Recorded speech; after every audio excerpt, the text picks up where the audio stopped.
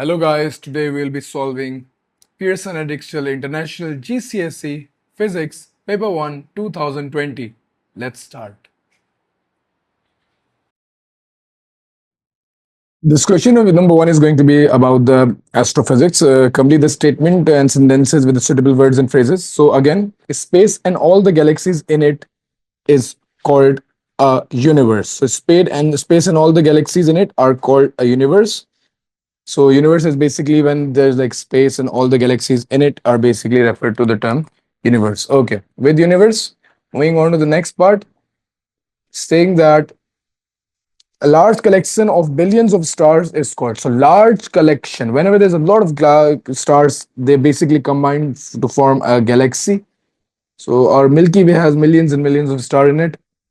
The sun and the collection of the planets and the moon is called a solar system. So solar system is going to be the sun and all the planets in it basically are referred to the solar system. Moving on, the diagram shows the orbit of the comet around the sun. So this diagram shows the orbit of the comet around the sun, at which point in its orbit the comet is moving fastest. If you remember, we discussed the speed of the comet. So if you look at the speed of the comet is fastest when it is very close to the sun. So when it's closest to Yeah, the sun, the speed of the comet is going to right. be the fastest. So the speed is going to be, the point is going to be A, where the comet is going to be fastest. Okay. Name the force that keeps the comet in orbit from the sun. So what is going to be the force? Gravity. Excellent. Everything that is moving around that force is known as gravity that keeps it in the circular motion. All right. The boxes give some units of the time and some definitions. Draw a straight line from each unit of the time to its correct definition. So a day is going to be the time for the Earth to rotate once. So one rotation of the Earth, that's one day. And 1 year is going to be the time for the Earth to orbit the Sun. So one complete orbit is going to be 1 year, and one rotation is going to be 1 day. Moving on, the question is about the fission reaction. So fission was basically when a large nucleus broke down into two smaller nuclei. And in fission, we know three things. First is a neutron is bombarded, and neutron is hit to the actual thing, and then it breaks down into smaller fragments, daughter nuclei, and it releases neutrons as well and a lot of energy as well. Let's carry on to that. You're required to place a take on the statements that are correct. So uranium 235 loses a proton to become a uranium 236. So no. All right. So yeah, uranium 235 loses a proton. Are you sure? No, but no, I don't think so. So nobody loses proton in anything. So we have discussed alpha, beta, and gamma. In that, protons are never emitted. So nothing is emitting any proton to become nothing. Going on. Uranium 235 absorbs a neutron. Yes. For fission to take place, a neutron is going to be absorbed and eventually fission would happen. So for a fission to take place, a neutron is going to hit, absorb, and then converts into the daughter nuclei. So that's pretty much right. Daughter cells are produced when uranium 236 splits. So daughter cells are produced when uranium 236 splits. No, that's not the case, because in this case, uranium 236 is not splitting. Rather, uranium 235 is splitting. So that's not going to be it. Okay, moving on. The nuclear energy stores of uranium 236 increases when it splits. Again, that's not the case, because the splitting of uranium 235 is happening. Uranium 236 is not doing anything. 2 or 3 neutrons are usually released when uranium 236 splits. So yes, whenever you look at the fission reaction, neutrons are emitted from that. So 2 or 3 neutrons, and usually 2 maximum 3 neutrons are emitted when it comes to the formation of daughter nuclei. And energy is transferred to the kinetic stores. Nisya, my child, always remember that energy is always transferred in the kinetic energy, because these products move on very high speeds. They move on very, very high speeds, in very high speeds. So yeah, they transfer, they are converted to kinetic energy, and kinetic energy is definitely there. Okay. State which product of nuclear fission causes the next uranium 235 nucleus to split in the chain reaction. They're saying that once nuclear fission has take place, what is the product that would cause the fission to be happening again and again? So that product is going to be neutron. If there's one atom, there's another atom, so this neutron is going to be again be transferred, and then definitely it would be hitting the reaction, and eventually that would continue again and again. So you can say that the neutrons are the products that causes the chain reaction to happen in like again and again. So far so good. Everything makes sense. Okay. Uranium 235 is a radioactive isotope and emits alpha radiations.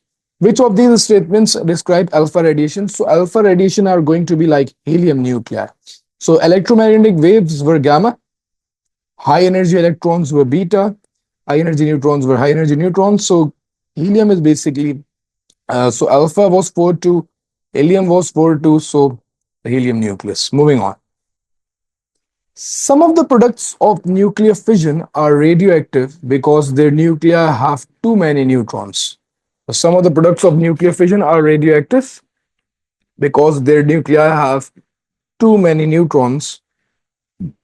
These nuclei become more stable when a neutron changes to proton. My child, whenever, whenever a neutron changes to proton, whenever a neutron changes to proton, it always emits a beta negative particle.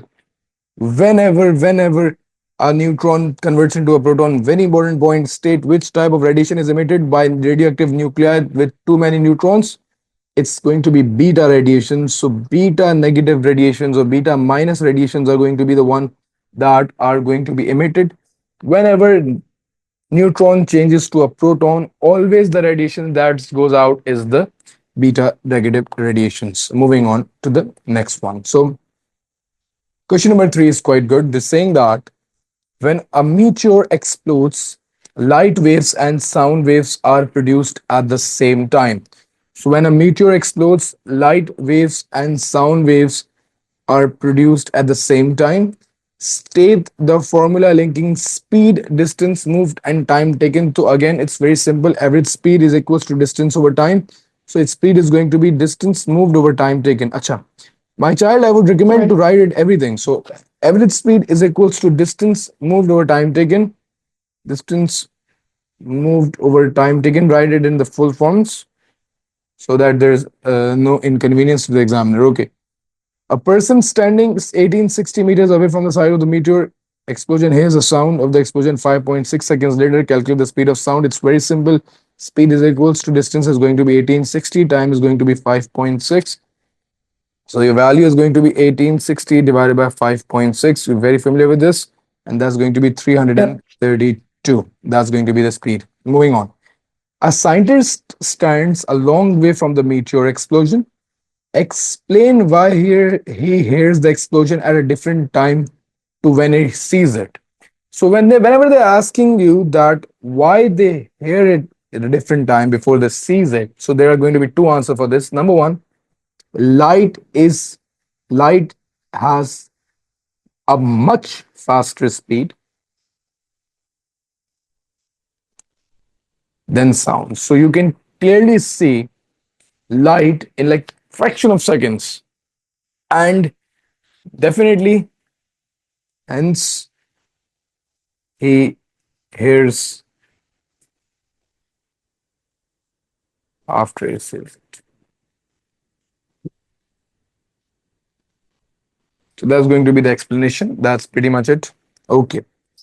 Sound is a longitudinal wave. Describe what is meant by a longitudinal wave. So a longitudinal wave is going to be a wave in which a vibration is the movement of vibration, yeah, vibration of particle is perpendicular. Vibration of particles are parallel to the direction of energy transfer. So the waves that move like this, the particles are vibrating parallel to the direction of energy transfer. Those types of radiations are basically waves are known as longitudinal waves. Moving on. In 2023, a meteor exploded above Russia. Just before the meteor exploded, it was traveling at a speed of 19.2. The mass of the meteor was estimated to be 1.25 times 10 to the power of 7 kilograms. State the formula linking kinetic energy, mass, and speed.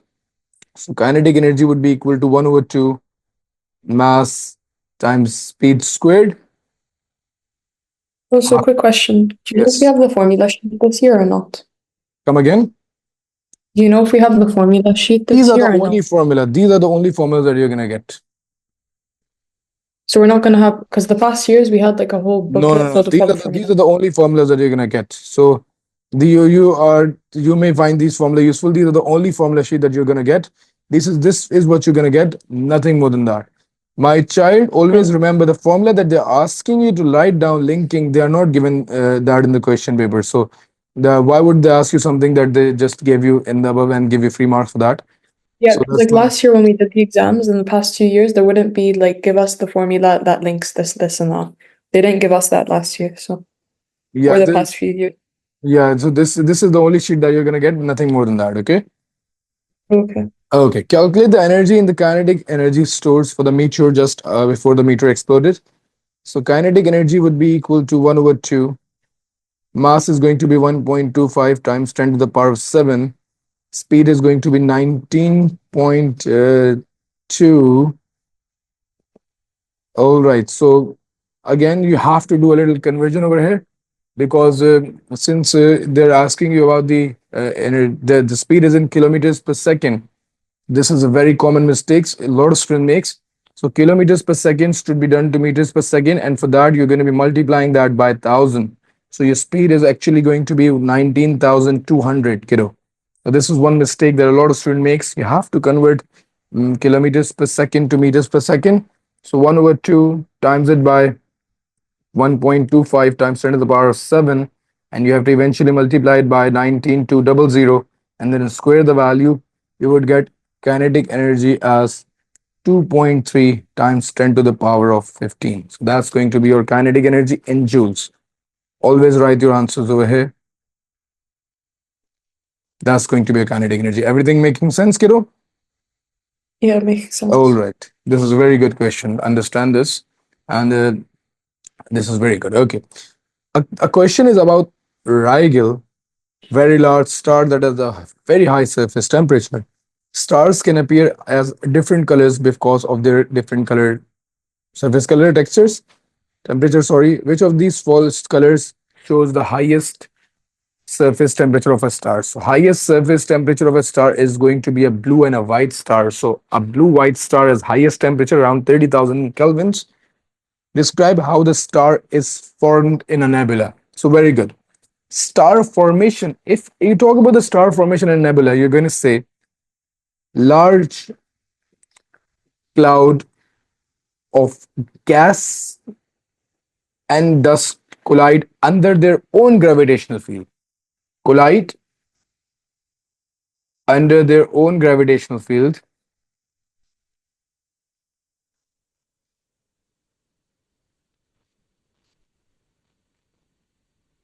A large cloud of gas and dust collides under their own gravitational fields. That's going to be one mark. And then um, they convert into a protostar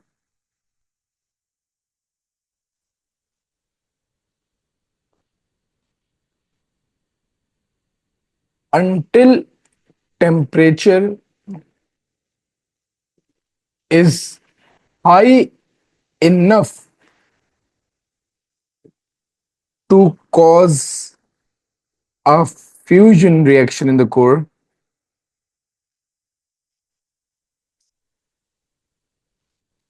So when the temperature is so high that the fusion reaction can actually start in the core, it converts to a main sequence star. So at that point, when the fusion occurs, it converts to a main sequence star. Make sense? Yep, that makes sense. All right. Rigel is a main sequence star. A star joins the main sequence when nuclear fission of hydrogen starts in the core. Describe the process of nuclear fusion in a star. So again, nuclear fusion, they're just asking about what nuclear fusion is. They're going to be 3 points, very, very simple. Two small nuclei and two daughter nuclei, and small nuclei combine to form a large nuclei, releasing a lot of energy, and that's 3 marks. It's as simple as that. Two or more. I would rather like more, but okay, two is enough. So two nuclei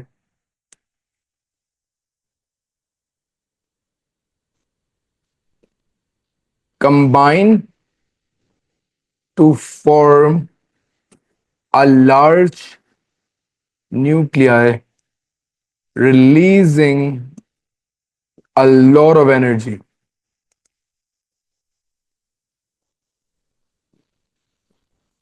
And that's 3 marks. So first mark is for writing the two small nuclei. Second mark, it's basically to join them, combine to form a large parent nuclei. So join them, combine to form, and then releasing a lot of energy is going to be the 3 marks. So combine to form, or you can either write in place of combine to form, join to form, join or combine same words, whatever suits you. Different marks scheme, different answers. Okay, that's 3 marks. Make sense? Yep, makes sense. Okay. Astronomers think that Rigel will become a supernova in the future. Which property of the star determines whether it will become a supernova? All right. So supernova is basically if you remember the life cycle of a star, let's go back to that.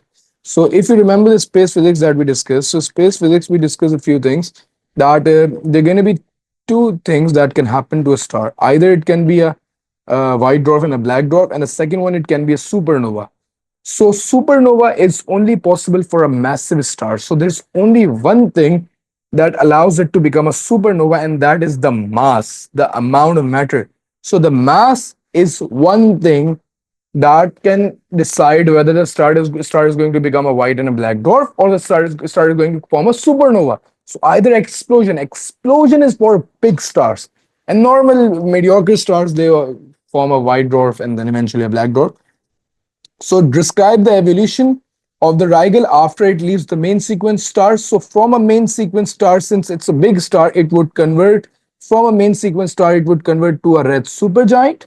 So it would go from main sequence star to a red supergiant, converting to a supernova and eventually becoming a black hole.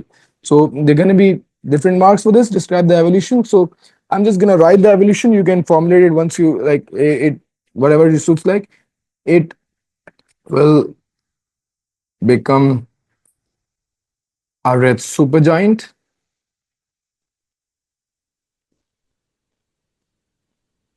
which would eventually explode to become a supernova.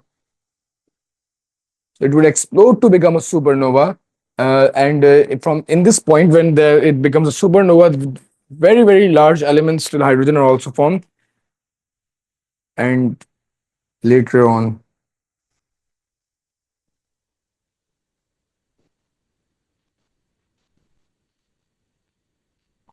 it would either convert to a neutron star or a black hole.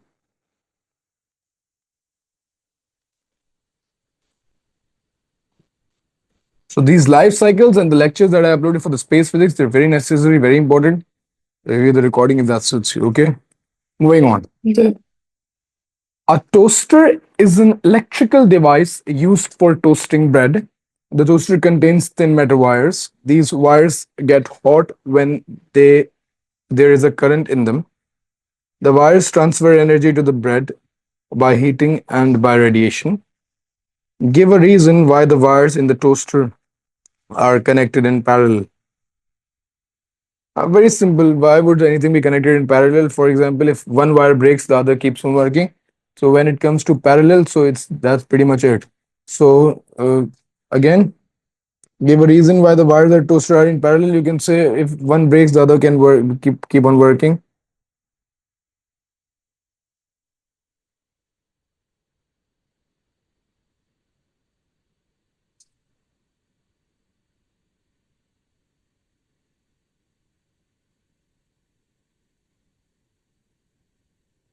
All right.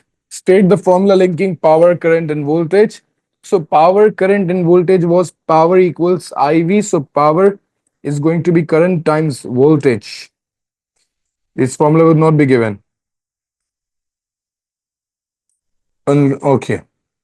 The power rating of the toaster is 2.8 kilowatts. So power rating of the toaster is going to be 2800 watts since it's kilo. Calculate the total current of the toaster.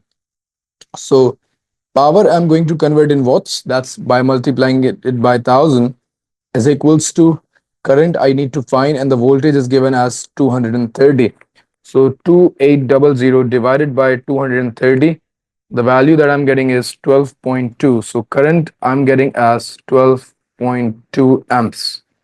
So 12.2 ampere current is what I'm getting over here. The toaster contains 48 thin metal wires. Calculate the current in each of the thin wire. Okay. Now that's okay. That's simple, not that difficult. Just understand the fact that okay. So if you have a 12 ampere current over here, and the current is coming from the mains, and it's dividing into 48 wires. So in parallel, the current divides. So definitely, if there are 48 currents, the total current would be divided into 48 parts, and each wire would get same amount of current. Understand the fact over here. For example, there was a wire that has 3 ampere current, and let's say it's now connected in parallel, and they're saying that all these wires are perfect equal resistance wires. What is going to be the current in each branch? So you would say if the total current is 3, that means each branch would have a current of 1 ampere, 1 ampere, 1 ampere, because they're equal wires, equal resistant wires. Similarly, over here they are saying that there are 48 metal wires. So if the total current was 12 amperes, so when it comes to 48, so 12 divided by 48, each wire would be receiving a current of 0.25 amperes, because all 48 would be receiving the same amount of current. Make sense, my child? Makes sense. Very good. Question number 6 states that the student needs to identify a sample of an unknown liquid. She decides to do this by finding the density of the liquid. Describe how the student should measure the mass of the liquid. So, again, to measure the mass, we are going to use a digital balance, and there are 3 steps to it. For always remember, for measuring the mass, gone. You always have to set it to 0. So scale it. That's one thing, but the major step is going to be measure mass of empty beaker. Yeah, so Add liquid to it. Yes, add liquid to it. Measure the total mass, and then subtract the mass of empty beaker from total mass to get the mass of the liquid.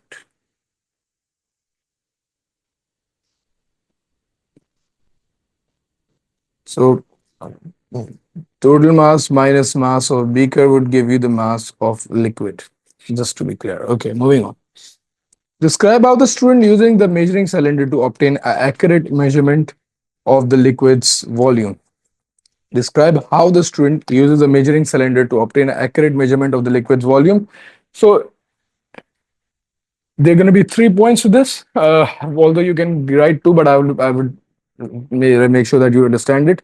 First of all, the measuring cylinder should be on a horizontal surface. Place measuring cylinder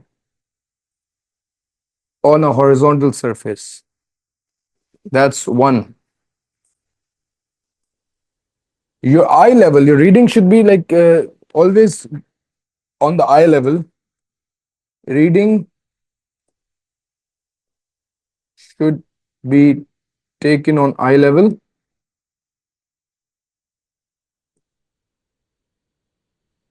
to prevent parallax error. And last but not the least, when it comes to a liquid, okay, it's fine. The student needs to identify a sample of an unknown liquid. All right. The student described how the student used the measurement of. Okay. For over here, you're like there's one point to it. They're not saying it's whether the colorless or colored liquid. So I would just write it like this. Okay, look at the correct meniscus or whatever the meniscus is there. So either it's going to be, if it's colored, use upper meniscus. You know what's meniscus? I remember. It's isn't it like the whisk or something? It's basically when you look at, when you put the liquid in a measuring cylinder, it comes like this. So this is going to be the lower meniscus, and this is going to be the upper meniscus. So whenever we are measuring the liquid that's transparent, you're going to use the lower meniscus. When you're measuring the colored liquid, upper meniscus is used. If it's colored, you use upper meniscus, and that's pretty much it. So that's 3 marks. Although this point is not very necessary, you can write the other two ones, and you will get the full marks for that. Just okay. The table gives the values of the densities of some liquids. The student measures the mass of the sample of unknown liquid as 150 grams and the volume as 163 centimeter cube. Reduce the name of the unknown liquid. Okay, so you have the mass, you have the volume. So density is equals to mass over volume. You have the mass, that's 150, you have the volume, that's 163. So 150 divided by 163, you would get the density as 0.92. So you'll see the table 0.9292. Okay, 0.92 is this, that's going to be sunflower oil. So over here, the density is matching sunflower oil. So sunflower oil is going to be my value. Kiddo, this is making sense? Yeah, it makes sense. Seriously? Okay. That's yours. A photograph shows two different breeds of cat. Cat X has no fur and light colored skin. Cat Y has a thick black fur. Both cats have same body temperature and transfer energy to their surrounding when they're outside on a cold day. Compare how cat X and cat Y transfers energy to the surrounding. So all right, cat X would lose definitely more energy because of conduction, because it's definitely having less skin directly, there's meat. That's one part. Cat Y loses more energy because of radiation, because black colors are very, very good absorbers and emitters of radiations. So I would write this down for 6 marks one by one. It's very easy. It's not a comparison question. So cat X transfers heat by conduction because there's no fur, there's like just the skin, directly the skin. And cat Y transfers heat by radiation. So because black colors are very good absorbers and emitters of radiations, so you can say that black colors would allow heat to transfer through. Okay, refers to conduction, convection, and radiation in your answer. That's first again. Now let's move on to the process of. Let's understand cat Y first. So cat Y is transferring heat by radiation. Again, the fur of cat Y actually has air in it, so it reduces the process of convection.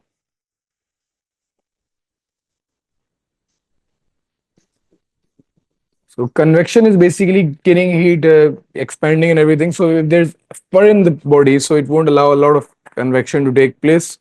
That's pretty much it. So that's reduces convection. Again, uh, definitely black color is a good emitter of heat. That's already written. You can extend this point to this that black colors basically are better emitters of radiation. So they emit heat faster.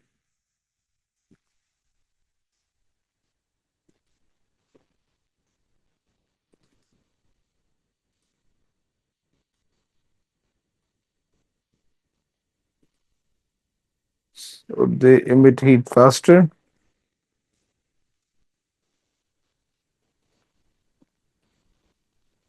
What else can be there?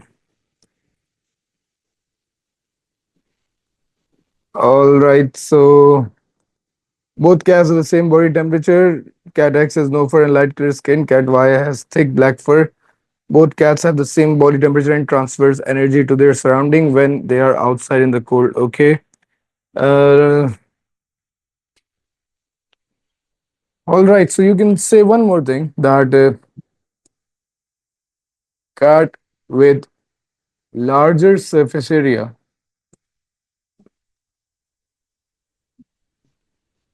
would emit heat more by conduction.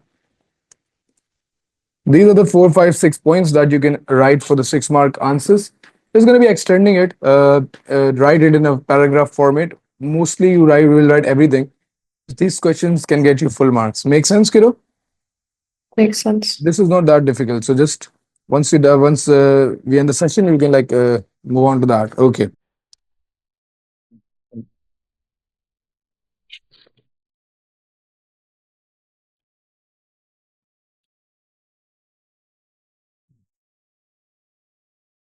All right.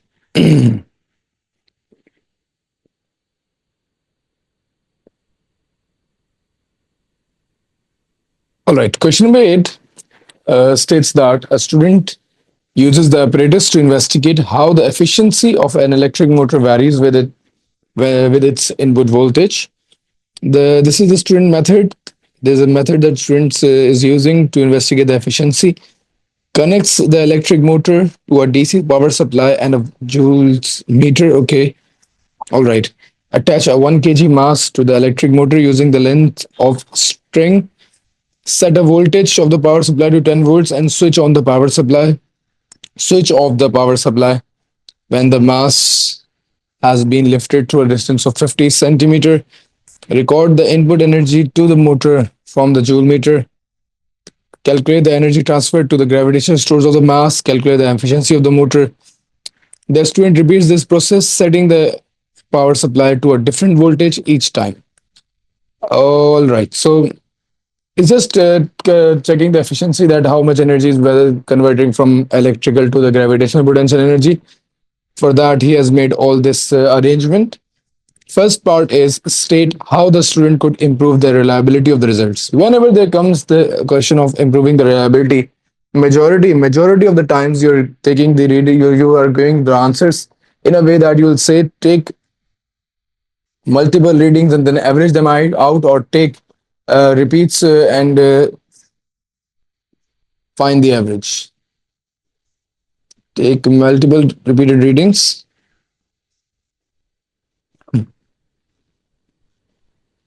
Always remember and find average. We always take average when it comes to the improvement of the reliability of the results. Moving on.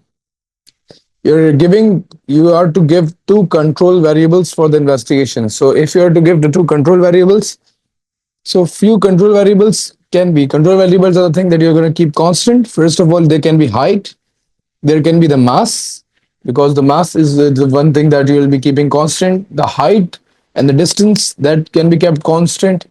The power supply voltage can be kept constant. So anything that is supposed to be kept constant is written over there. So because the student is basically investigating energy and the efficiency, the mass he is keeping constant. So the control variable can be the mass first of all. and the second is can be the distance that is from the ground. Uh, all makes sense, kiddo? Yeah, All makes right. sense. Show that the gravitational store of the 1 kg mass increased by 5 joules when it is lifted through a distance of 50 centimeters. So gravitational potential energy was basically mass times gravity times the height, mgh. Mass is 1 kilograms, gravity is 10, and the height is 50 centimeters. You can't take it as centimeters. Again, you'll be converting it in meters. So you'll just be dividing it by 100, or you can say 0.5, 0.05, sorry. So 0.05 times it by 10. Uh,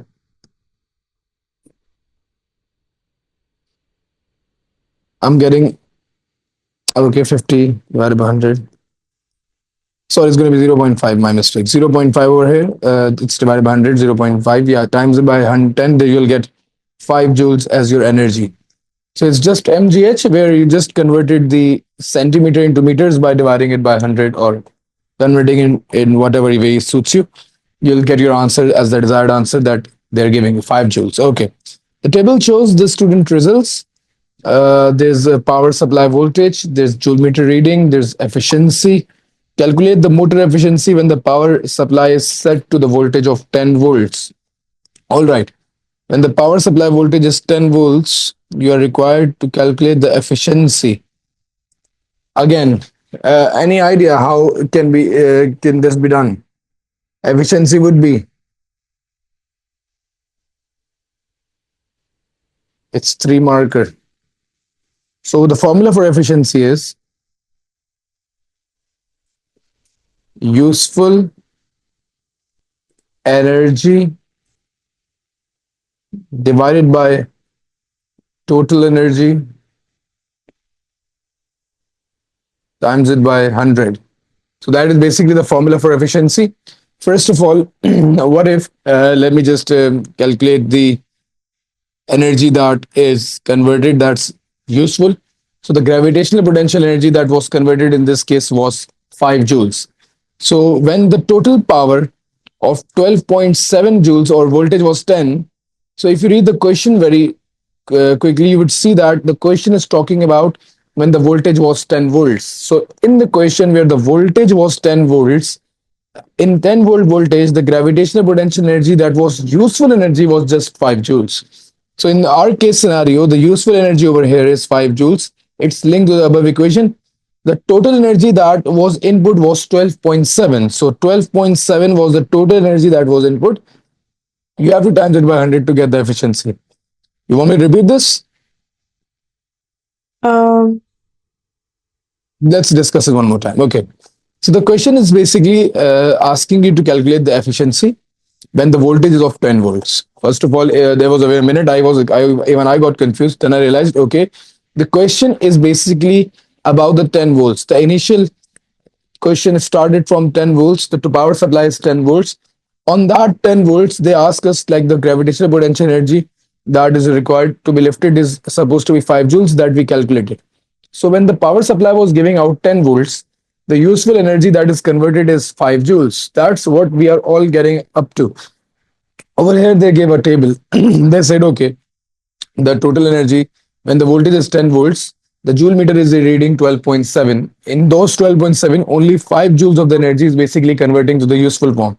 You're required to calculate the efficiency. From there, you use the formula that efficiency is equals to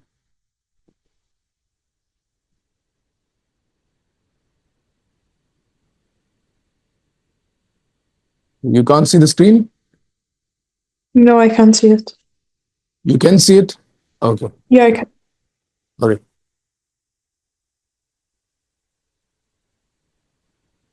Okay.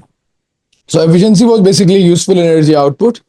So useful energy output that in this case is 5 joules divided by total energy input. On each case scenario, the total energy that is input over here is given. So when 10 volts of battery was there, 12.7 joules was the energy that is given, and you have to times it by 100. Just the basic problem was that useful energy output is 5 joules. That's what you are supposed to take from the above part of the question, and then the total energy is 12.7. You have to times it by 100. Make sense? Makes sense. Anything that's confusing, you ask me right away, Kiro. No, it makes sense now. 39.4%. 39.37, you have to convert it in 39.4. Okay. Plot the graph of the motor efficiency on the y-axis against the power supply voltage on the x-axis. So efficiency against power supply.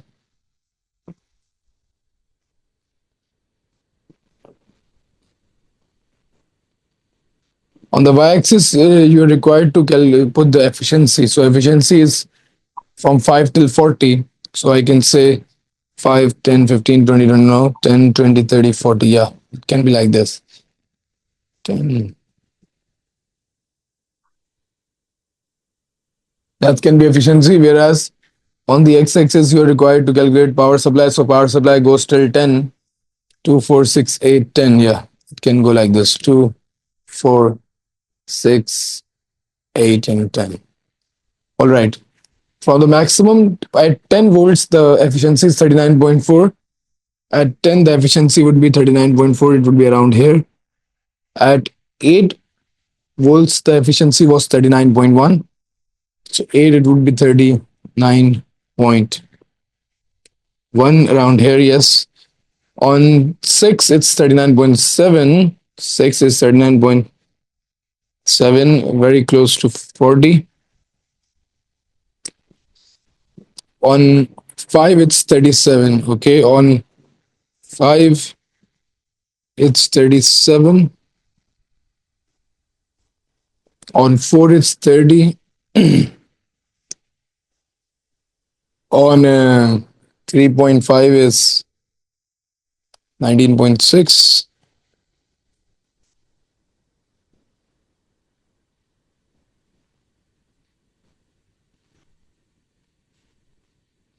And on 3, it's 5. So 3, it's draw the curve of best fit. So the curve of best fit would be something like this. I have on iPad, your pencil would be much better than this. So it's going to be something like this. I hope this makes sense. If that makes sense? Yeah. Okay. Using the graph, determine the minimum power supply voltage that will allow electric motor to operate at maximum efficiency. Maximum efficiency would be the top of the graph. So maximum efficiency would be the top of the graph. So if you have any value, so maximum efficiency is around here somewhere. The value that I can get is around, let's say, 8 volts. So 8 volts is the value that I'm getting, in which the efficiency magnitude is going to be maximum. The graph may be a little bit varied because I'm using the self-making line thingy. So you would have a different answer maybe. Make sense, kiddo? Makes sense. All right. The diagram shows part of the circuit used for an outdoor lighting system. Draw a voltmeter on the diagram to measure the voltage of a 4500 ohm resistor. Okay, draw a voltmeter on the diagram to measure the voltage of 4500 ohms resistor. So voltmeter is always connected in parallel. You'll just be putting the voltmeter over here around this, like this. Okay. Give the component X. So component X has arrow coming inwards. That shows is going to be a light dependent resistor. So this is going to be a light dependent resistor. Okay. Light dependent resistor, always arrows are coming in. Okay, so let's discuss a couple of more. So if it would have been a variable resistor, it would have been like this. It's a variable or a rheostat. That resistance is going to be changing. Whereas in a thermistor, it goes like this. So when the lights are going inwards, it's going to be a light dependent resistor. Okay. The voltage across component X is 3 volts. Calculate the voltage across the 4500 ohms resistor. So if they say that the voltage across this is 3, definitely the total voltage is 12. If 3 is taken by this, you will subtract 3 from 12 and you will be left with 9 volts. That is the voltage for that 4500 ohms resistor. So the voltage for 4500 ohms would be 9 volts. The remaining would be left for it.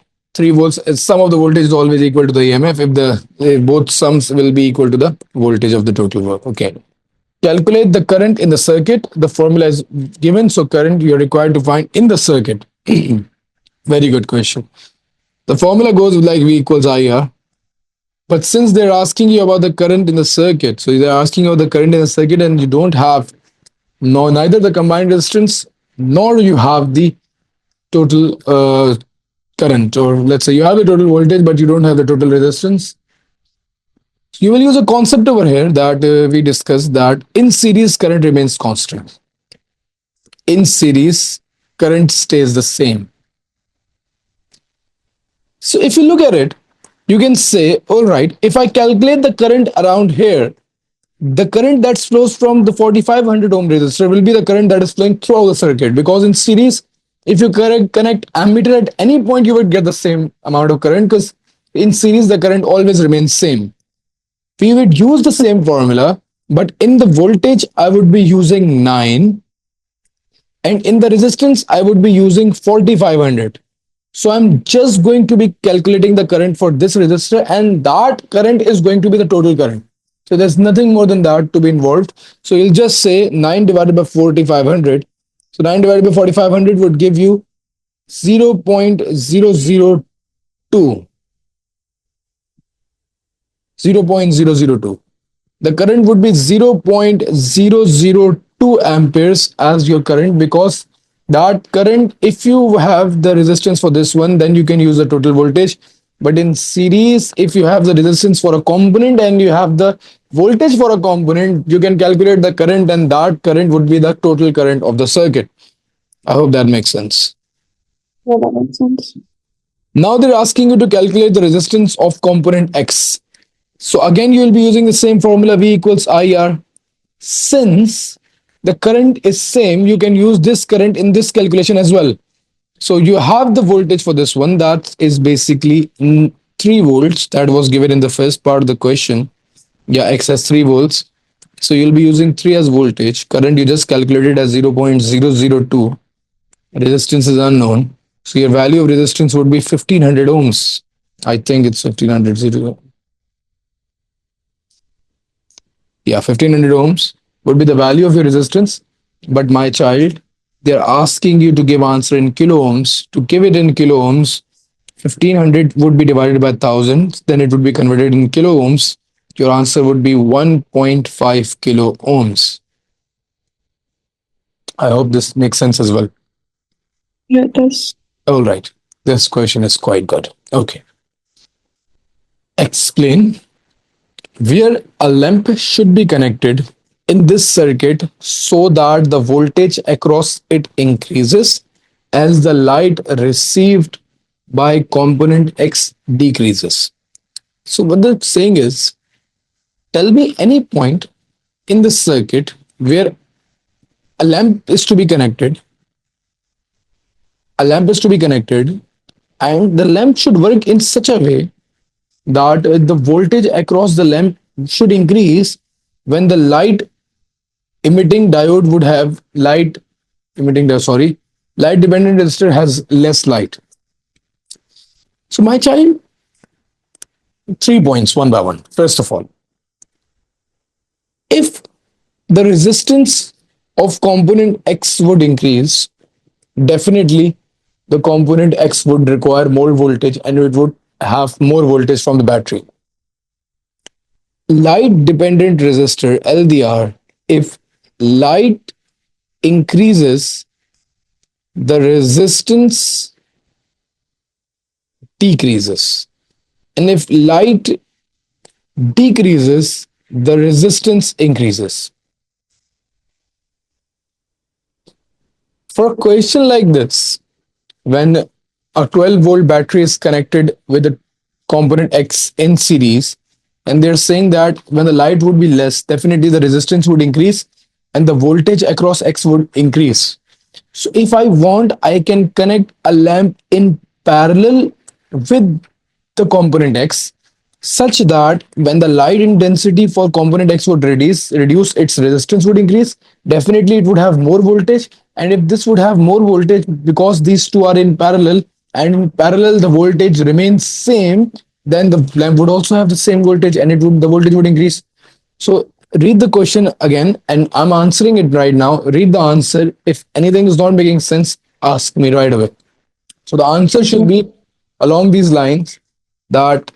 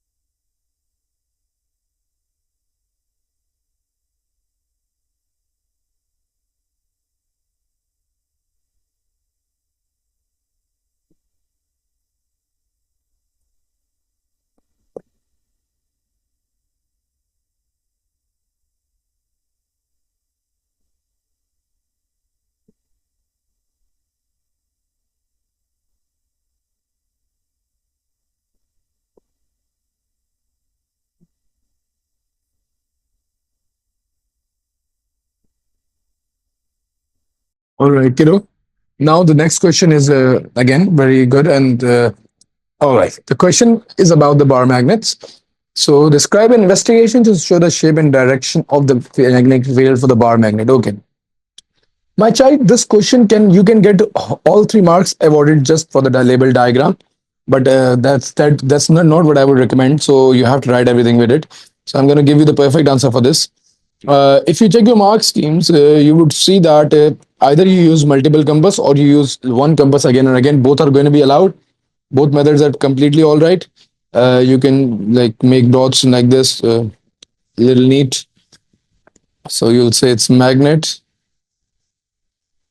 a compass, and like this. So place a magnet, place a plotting compass near the edge of the North Pole, near the edge of the North Pole. This saying that describe an investigation shows shape and direction, both of them, shape and direction. I would personally prefer that you use the compass method.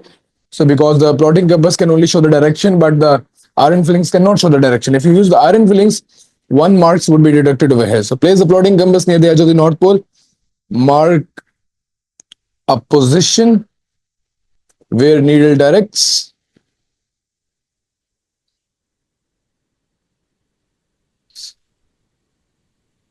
replace the compass until the South Pole is reached.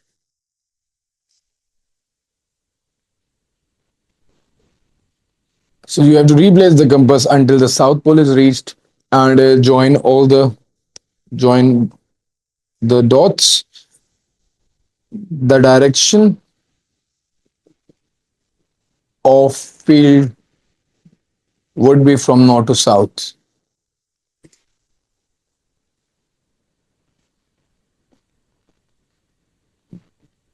So that's pretty much it. You would get all the marks for this one. 3 mark question. Definitely making a diagram and lighting like this would give you all the marks. Okay, make sense, kiddo? Mhm. Sounds. Moving on. This question again, very good. The bar magnet is used in a bicycle dynamo. We discussed the dynamo the other day. The diagram shows the cross section of a bicycle dynamo. The dynamo has a rotating wheel that presses against the tire of the bicycle. The rotating wheel is connected to the bar magnet by a spindle. When rotating, the wheel spins, the bar magnet spins. The dynamo is connected to the light on the bicycle. Explain how the dynamo causes the light turn on when the bicycle is moving? Again, these are the 4 mark questions that we discussed the other day. I'm going to write the answer one more time. You can write it with me one by one, line by line. I'm going to explain each and every line that I'm going to write. You, if and then you can eventually write it down or take a screenshot, whatever suits you. So the answer goes like this: that the core of the core of iron basically gets magnetized or gains the magnetic field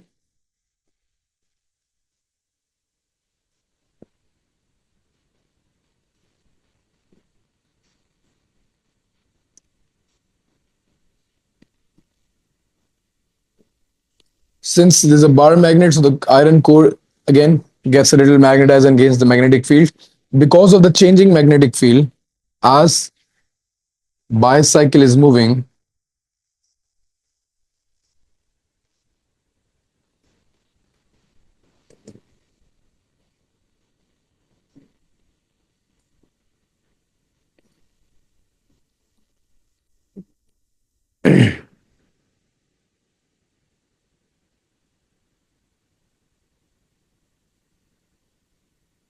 Coil of wire cuts the magnetic field lines.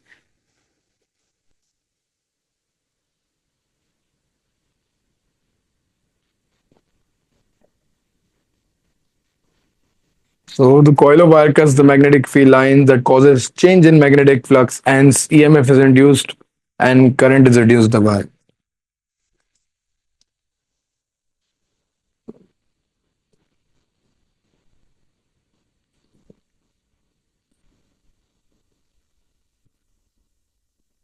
Very similar to the one that we did in transformers. Iron core gets magnetized because of changing magnetic field. The coil cuts the magnetic field. There's a change in EMF. There's a change in magnetic flux, cutting of field lines that causes the voltage to be induced. Hence, there is a current. This question is basically for 5 marks. What I wrote. There's a perfect possible answer for this one. So you have got rewritten everything in it. So this question of dynamo, 4 marks, very common. Very, very common question. Makes sense, kiddo? Anything that you want me to repeat in this? Moving on to the next part. Suggest a disadvantage of using the dynamo to power the bicycle lights.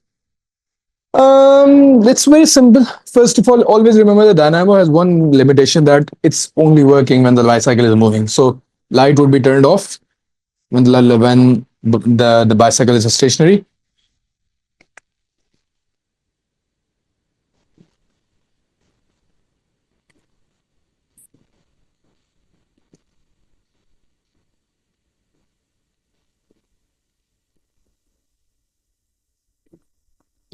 So yeah, this is going to be pretty much it. Moving on. Oh, this question is excellent. Okay.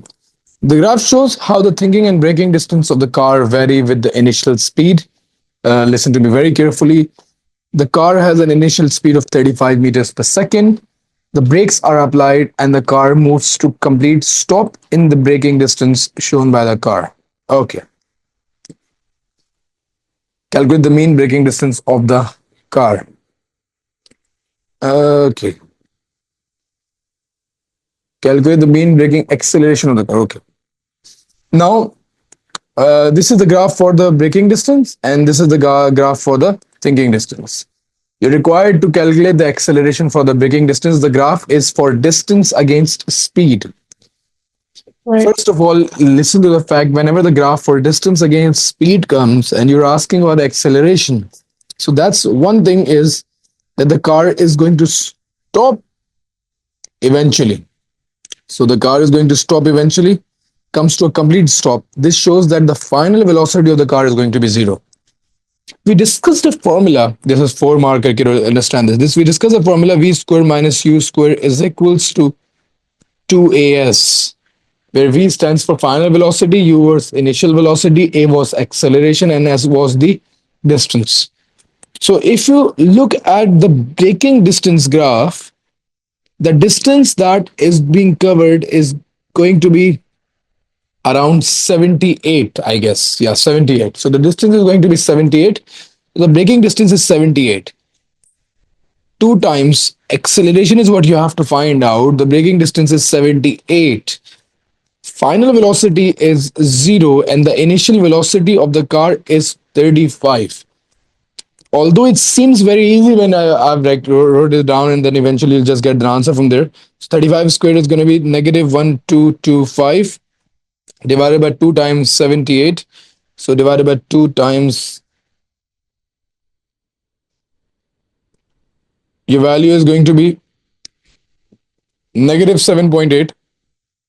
Acceleration is going to be negative 7.8 meters per second squared. You can write it as negative, you can write it as positive, doesn't really matter. But the thing is that, what I'm trying to explain is when the question like this comes, you can't use the acceleration formula. There's no way how you can use the acceleration formula. So whenever they're asking you about the braking distance related question, whenever there comes a distance related question, remember to use this equation. You're required to calculate acceleration. You have the braking distance that you got from the graph, and then you just substitute the value of the final velocity as 0 because they say that the car comes to a complete stop and the value of initial velocity was 35. I think this makes sense, kiddo. Makes sense. If you want, I can repeat one more time. That makes sense. Okay. Evaluate how the thinking distance and the braking distance vary for different values of initial speed. Evaluate how the thinking distance and braking distance vary for different values of initial speed. Refer to information from the graph in your answer. Okay. If you look at the graph, you can clearly observe that braking distance and thinking distance. When the initial speed was 5, the braking distance was same for both of them. When the initial speed was 10, the thinking distance increased, but the braking distance also increased by a factor. When the initial speed was 15, the thinking distance again increased linearly, but the braking distance increased in a very like exponential growth. It goes like a quadratic like increase. If you remember the start of the year, we discussed this concept that whenever it comes to braking and thinking distance, when the speed increases, it impacts the thinking distance to an extent, but the braking distance increased in a much more factor. So this question is been again asked a lot of times. Evaluate how the thinking distance and braking distance may vary for different initial speeds. The answer goes along these lines that thinking distance, I'm going to write this down again. This is a good question. So thinking distance, uh, read with, I'm going to explain one by one. If anything that does not make sense, ask me right away. So thinking distance, or let's say braking distance,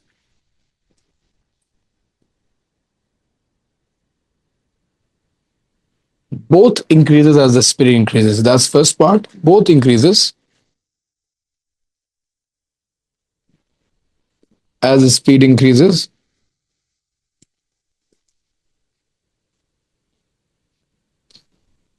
But the braking distance increased by a greater factor.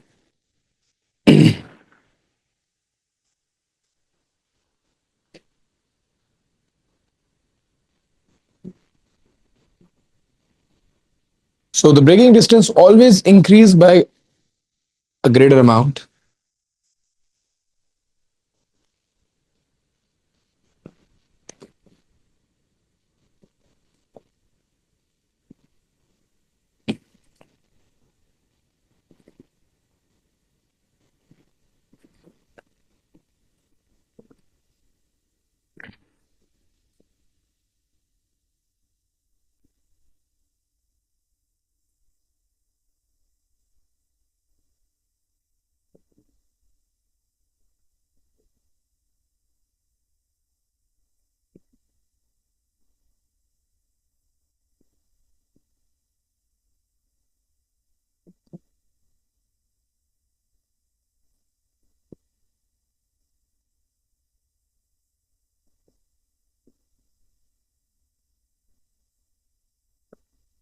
If you look at the graph, you can also say that the thinking distance is directly proportional since it's a straight line.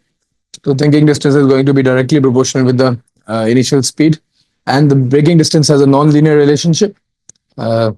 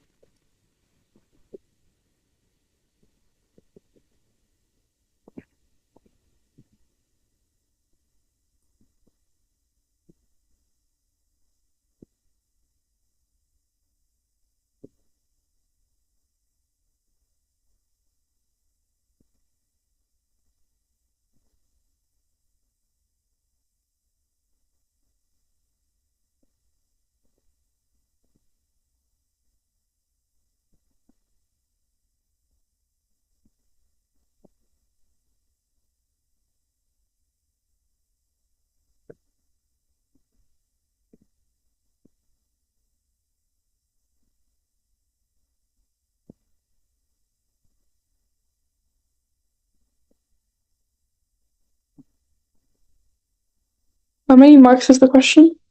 5. Mhm.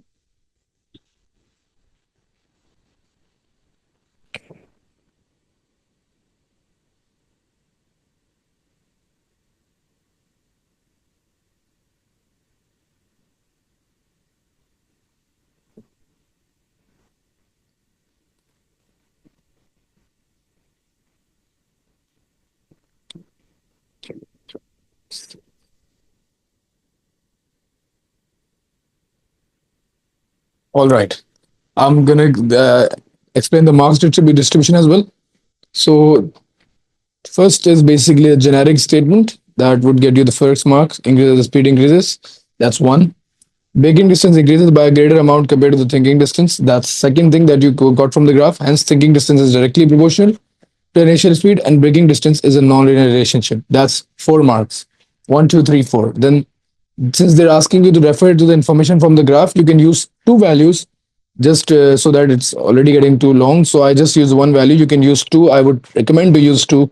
So I used one value about like 20 meters per second. I stated that the thinking distance is this on that value, and the braking distance is much more than that, which is 26. So you can justify your answer to this as well. So you can say the braking distance is 10, and thinking distance, sorry, the thing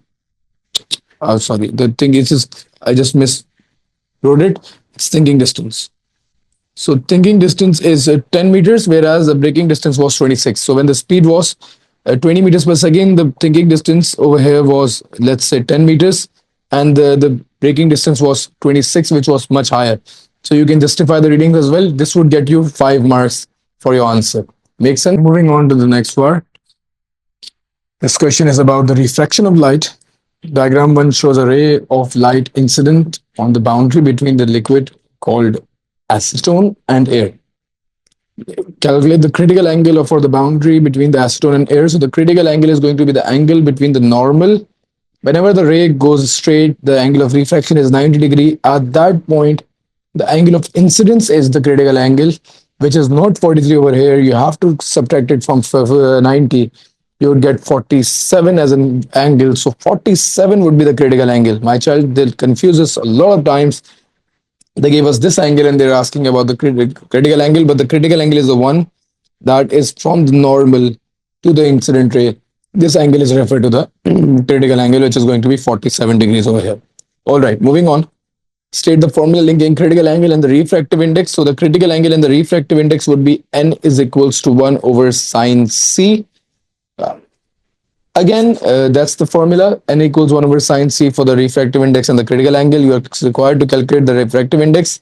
You're just required to calculate n. So n is equals to 1 over sine of 47. So 1 divided by sine 47, you would get the value as n as 1.4 or 1.36. I'm getting is 1.36. You can write it as 1.4. I would recommend to write it as 1.4 because your answer are expected in two significant figures.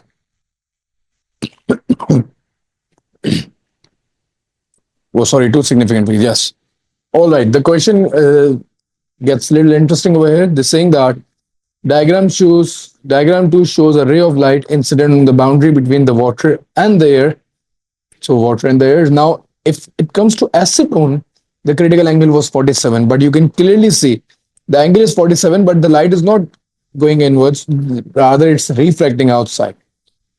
Explain how the refractive index of water compares to the refractive index of acetone. Amazing question. Amazing question. Explain how the refractive index of water compared to the refractive index of acetone. So as far as acetone is concerned, on a smaller angle, it was getting a like refracting at 90 degrees. But when it comes to water, it's not going to refract like that. So you can say that I would write the answer like this. First of all, ray is refracting in the case of water.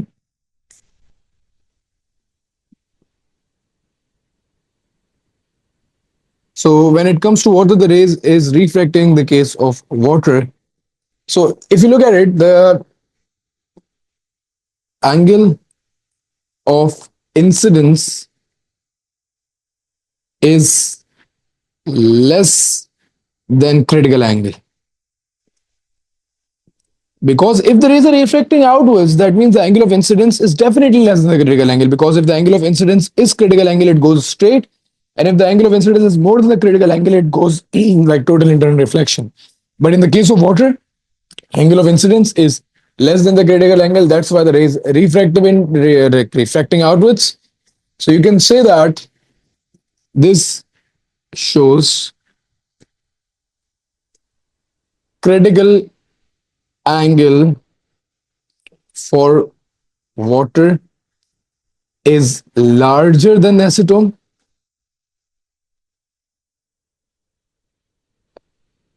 Hence, definitely refractive index of water is less. That means the water bends less. If you look at acetone on an angle of 47 degrees, it's refracting at 90 degrees. But in terms of water, 47, it's not refracting 90, it's refracting somewhere less than that, because if it would have been 90, it would have gone like straight. But if you can clearly see, if something is bending more, the refractive index is more. But in case of water, the water is bending less compared to acetone. So refractive index of water is less as it is bending less.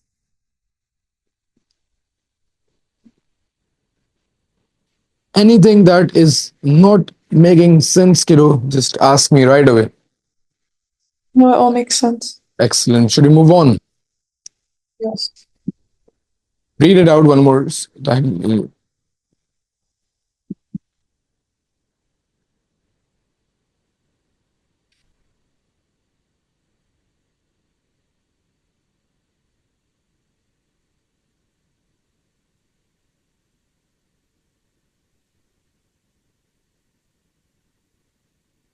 Yeah, it all makes sense. Excellent. Moving on to the next one. All right. So the question is about pressure of gases. The question is about the pressure of gases. Photograph 1 shows an open conical flask containing air. The air in the flask is heated to a temperature of 85 degrees Celsius. Calculate the temperature of the air in the flask in Kelvin. So when it comes to Kelvins, you are just required to add what? 273. Yes. 273 plus 85. So when it comes to Kelvin, so degrees Celsius plus 273 would give you Kelvin temperature. So the temperature in degrees Celsius is 85. You would just have to add 273 to it. You would get the temperature in Kelvin as 358 degrees. Moving on. Describe how the motion of the molecules in the flask changes when the temperature of the air inside the flask increases. So motion of the molecules, you're very familiar with this. You always answer it right. So describe the motion of the molecule in the flask as the temperature of the air inside the flask increases. As the temperature increases,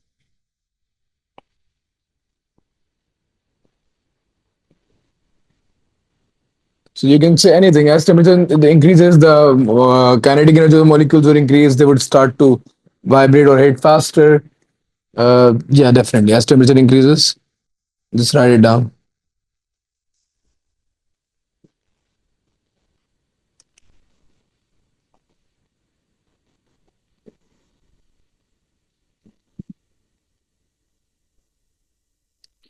Molecules would have greater kinetic energy and they would move faster.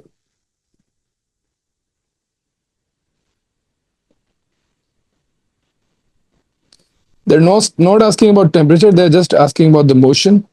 So I would recommend to keep your answer till here, not like write extra knowledge in that. Okay.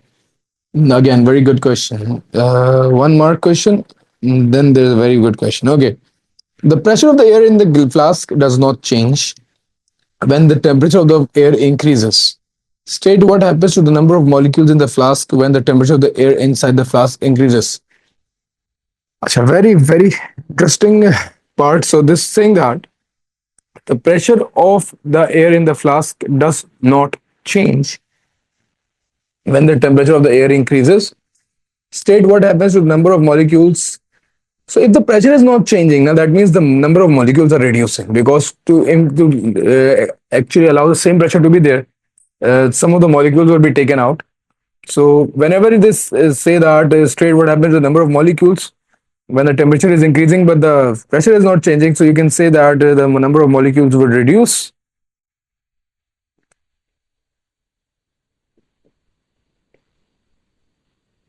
So in this case, the number of molecules are going to decrease because if the pressure is increasing, definitely some of the molecules will be taken out in order to keep the maintain the pressure. That's what the pressure cooker does. After a point when it starts to blow, the air comes out of that. Okay.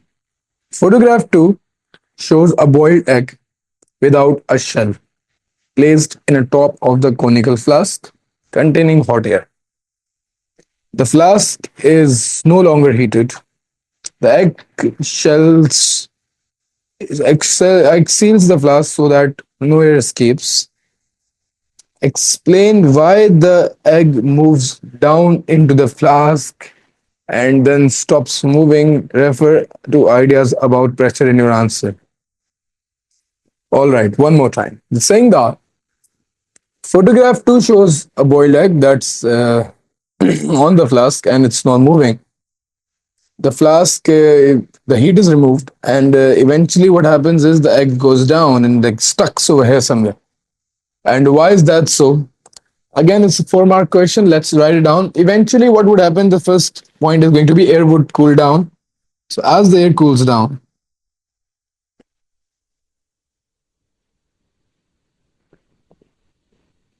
the inside pressure would decrease.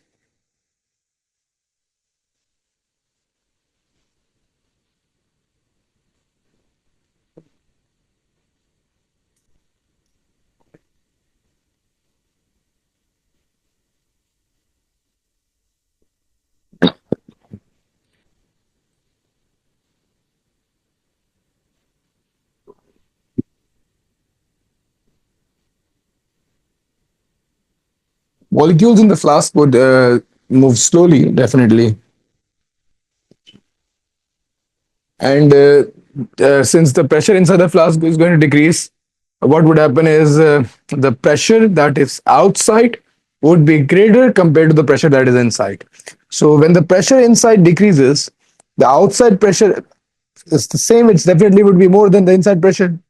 Eventually, this was a, what do you call it? It was basically artificial pressure that I made because of heating it up. When the air cools down, the pressure is going to reduce. The outside pressure is the atmospheric pressure, which is eventually very high. That would cause the egg to slide down a little bit because of external pressure coming from the outside, and eventually it would go inside. So molecules in the flask will move slowly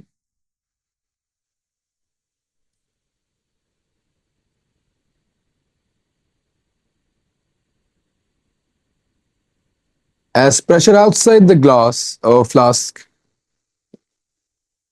is greater than the pressure inside. What would happen? It would apply force to the egg and the egg would move down.